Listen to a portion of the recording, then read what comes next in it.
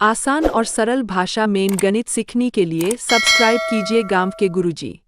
जय हिंद छात्रों, क्या हाल है छात्रों। आज हम पढ़ने वाले हैं जो आपका 10th क्लास का मैथ है ना, उसमें ये आपकी प्रश्नावली है 3.2 और उसका ये क्वेश्चन नंबर 3 है। इससे पहले बेटा हमने इस प्रश्नावली के जितने भी क्वेश्चन हैं ऑलरेडी हमने सॉल्व करके अपने यूट्यूब चैनल पे अपलोड कर दिए हैं, उनको वहां जाके आप देख लेना, लिंक आपको डिस्क्रिप्शन में मिल जाएगी। तो इस वीडियो में सॉल्व करने वाले हैं बेटा हम इसका जो क्वेश्चन नंबर 3 है ना इसे। तो चलिए बेटा क्वेश्चन को शुरू करते हैं, और शुरू करने से पहले हम एक बार क्वेश्चन को पढ़ लेते हैं कि इसने क्वेश्चन में क्या कह रखा है। तो बेटा इसने क्वेश्चन में कह रखा है, निम्न समस्याओं में रैखिक समीकरण युग्म बनाइए और उनके हल प्रतिस्थापन विधि द्वारा हल कीजिए। तो ये तो बेटा एक क्वेश्चन नंबर 3 दे रखा है, लेकिन इसमें जो समस्याएं दे रखी हैं वो ये पहली है, दो संख्याओं का अंतर 26 है और एक संख्या दूसरी संख्या की 3 गुनी है, उन्हें ज्ञात कीजिए। तो चलिए एक एक करके स्टेप बाय स्टेप देखते हैं हम। ठीक है, सबसे पहले इसने कह रखा है दो संख्याओं का अंतर 26 है। तो जो हमें दो संख्याएं दे रखी हैं उनका जो अंतर है वो 26 है और एक संख्या दूसरी संख्या की 3 गुनी है, यानी दो संख्याएं हैं, उनमें से जो एक संख्या है वो छोटी है और एक बड़ी है। इसका मतलब जो बड़ी वाली संख्या है ना वो छोटी वाली संख्या के यानी उससे 3 गुनी ज्यादा है। जो हमारी बड़ी संख्या है वो छोटी संख्या से 3 गुनी ज्यादा है, उन्हें ज्ञात कीजिए। तो इस तरह के क्वेश्चन में बेटा जो पीछे लिखा होता है ना, ठीक है, उसी के द्वारा हम ठीक है शुरुआत कर देते हैं। क्या कह रखा है, उन्हें ज्ञात कीजिए, यानी वो दोनों संख्याएं ज्ञात करनी है हमें। ठीक है, तो हम क्या करते हैं यहाँ पे, सबसे पहले क्वेश्चन को बेटा हल करने से पहले यहाँ पे हम लिख लेते हैं हल। क्या लिखेंगे, हल। क्वेश्चन बड़ा नहीं है, छोटा सा क्वेश्चन है, ठीक है, समझना अच्छे से। अब क्या करेंगे, जो इसने संख्या बताई है हम उन्हें ठीक है मान के चलेंगे। तो यहाँ पे हम इसको लिख देते हैं, माना कि पहली संख्या बराबर x है, बराबर x। जो हमारी बेटा पहली वाली संख्या है उसको हमने x मान लिया है। ठीक है, और अब जो एक और दूसरी वाली संख्या बची है, जो पहली संख्या है x है और दूसरी वाली को भी हम मानेंगे, क्योंकि ये जो दो चर वाले रैखिक समीकरण होते हैं ना, इनमें दो ही चर आते हैं। दो चर का मतलब पहला चर अपना x आ गया, ठीक है, और दो चर वाले रैखिक समीकरण युग्म, युग्म का मतलब होता है जोड़ा, यानी जोड़े से आएंगे ये, एक x आएगा तो दूसरा y आएगा। यदि हम एक a मानेंगे दूसरे को b, और ऐसे ही और भी एग्जाम्पल हैं, जैसे अगर एक को हम p मानेंगे तो दूसरे को q। इसका मतलब होता है बेटा जोड़ा या युग्म, हम युग्म की तरह ठीक है इनको मानते हैं। अब क्या करेंगे, दूसरी संख्या भी इसके साथ मानेंगे। तो यहां लिख देते हैं, अतः दूसरी संख्या, ठीक है, या लिखेंगे तथा दूसरी संख्या,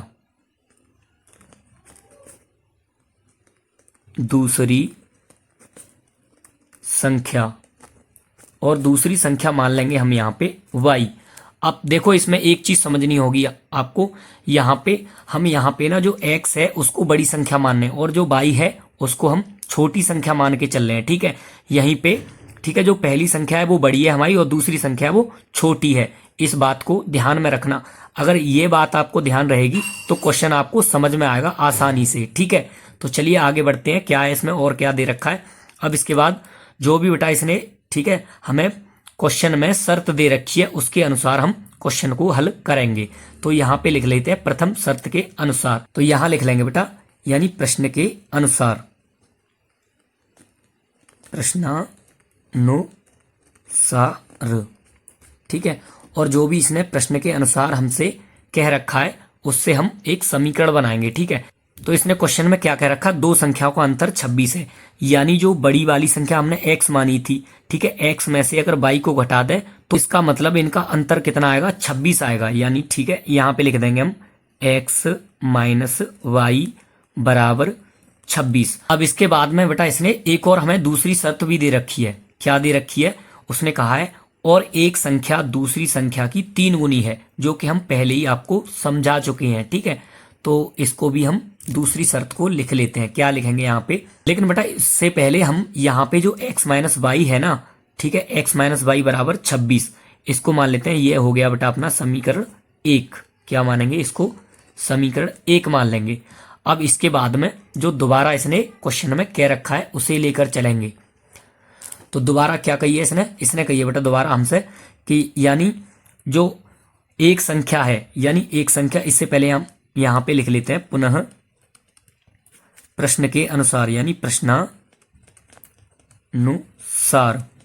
और दोबारा में इसने कह रखा है कि एक संख्या दूसरी संख्या की 3 गुनी है, यानी ये हमारी एक संख्या हो गई और ये हमारी बेटा जो दूसरी वाली है ये दूसरी संख्या हो गई। अब यहाँ पे बेटा जैसा कि इसने हमसे कहा था कि एक संख्या दूसरी संख्या की 3 गुनी है, तो ये हमारी बड़ी संख्या है और बाई जो है जो हमारी छोटी संख्या है। ठीक है, तो एक बात बताओ, यहाँ पे जो x है ना, ज्यादातर जितने भी छात्र हैं इसी में गलती कर जाते हैं। क्या गलती कर जाते हैं? जब वो गुणा करते हैं यहाँ पे, ठीक है, यानी 3 गुनी की बात चल रही है तो इसमें x में गुणा कर देते हैं, जबकि इसमें नहीं करना है। क्या करना है हमें? देखो जो छोटी संख्या है ना उसमें गुणा करेंगे, क्योंकि हमने बाई को छोटी संख्या माना था। ठीक है, तो इसको 3 गुनी कर दे रहे हैं। ठीक है, अब यहां तक बात समझ में आई।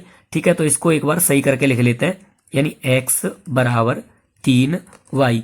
ये हो गया अपना समीकरण दूसरा, इसको समीकरण 2 मान लेते हैं। अब यहां के बाद में जब समीकरण बन चुके हैं, क्वेश्चन ठीक है सरल हो चुका है, अब क्या करना है इसमें x और y की वैल्यू निकालनी है हमें। ठीक है, संख्या ज्ञात करनी है हमें दोनों। ठीक है, तो यहाँ पे क्या करेंगे बेटा, सबसे पहले हम देखो, सबसे पहले अब देखो बेटा यहाँ पे अब जो x बराबर 3y है ना, ठीक है, उसको हम समीकरण 1 में, ठीक है, इस वाले में लगा देंगे, यानी x की वैल्यू को समीकरण 1 में रख देंगे। ठीक है, जहां जहां x है वहां पे 3y रख देंगे हम।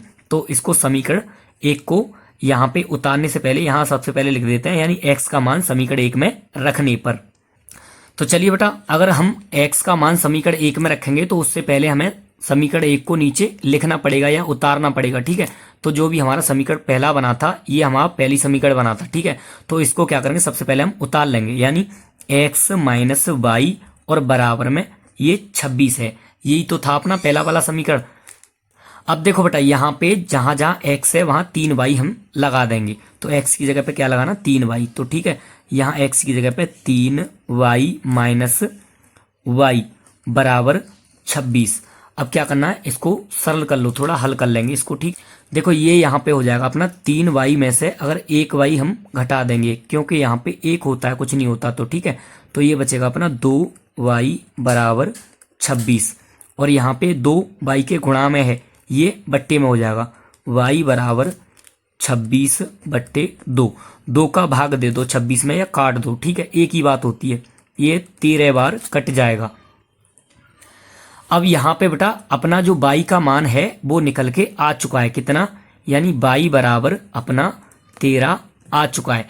अब क्या करेंगे, जो y की वैल्यू है वो समीकरण 2 में रख देंगे। ठीक है, यानी यहाँ पे लिख देते हैं बेटा, जो y का मान है y बराबर समीकरण 2 में रखने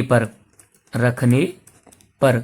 तो चलिए रख देते हैं, क्या था अपना, यानी जो y का मान 13 है वो हम समीकरण इसमें रख देंगे दूसरे वाले में, ये अपना समीकरण दूसरा वाला है।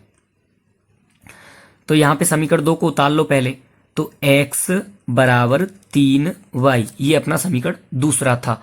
और यहाँ पे x बराबर जो 3, तो 3 की जगह पे 3 आ जाएगा, और y की जगह पे, ठीक है, y की जगह पे हम 13 लिखेंगे, मगर गुणा का चिन्ह लगा के, क्योंकि बेटा जहां पे कोई भी चिन्ह नहीं होता वहां पे गुणा का चिन्ह होता है। ठीक है, तो x बराबर, अब 13 का 3 में गुणा किया तो ये हो गया 39। तो बेटा अपनी जो दोनों वैल्यू थी वो निकल के आ चुकी हैं। ठीक है, पहला था यानी x का जो मान है वो भी आ गया है, और y का मान है वो भी हमने निकाल लिया है। तो चलिए बेटा अब यहाँ पे हम लिख देते हैं इनको, जो भी हमें संख्या निकालनी थी। ठीक है, तो अब यहाँ पे लिख लेते हैं, अतः पहली संख्या यानी x बराबर कितना आ गया, 39। ठीक है, और दूसरी संख्या क्या मानी थी बेटा, y मानी थी, तो y बराबर, ठीक है, ये रहा 13।